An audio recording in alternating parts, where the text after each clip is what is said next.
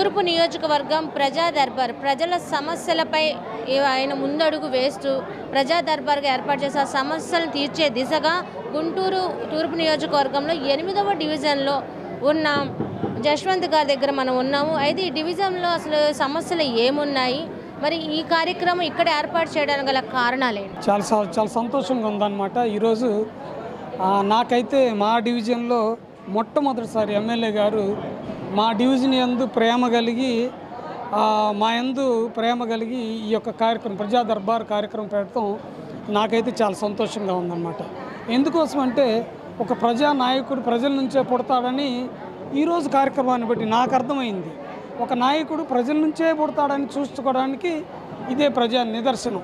గతంలో రాలేదు ఎమ్మెల్యే? అయ్యో, ఇప్పటికే మన వయసు పెద్దపడిపోయి జుట్టంతా ఊడిపోయే పరిస్థితిలో ఉన్నాము. ఏ రోజు కూడాను ప్రజల సమస్యల గురించి మేము మాట్లాడతాం, ప్రజల సమస్యల గురించి మేము పోరాడతాం, ప్రజల సమస్యలు మేము తీరుస్తామని చెప్పిన వాళ్ళే కానీ వచ్చి తీర్చిన వాళ్ళు లేరు. అయితే నేనున్నాను, నా బాధ్యతగా నేనైతే ఎమ్మెల్యే గారితో ఆయన వచ్చిన దగ్గర నుంచి కూడా ఆయనతో నడవటం జరుగుతుంది.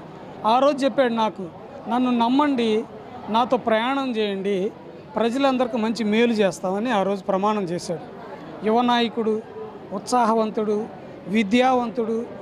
మీరు గమనించండి, నాయకుడు ఎప్పుడు కూడాను గత ప్రభుత్వంలో అసలు ప్రజల్లో కనపడిన సూచనలే లేవు.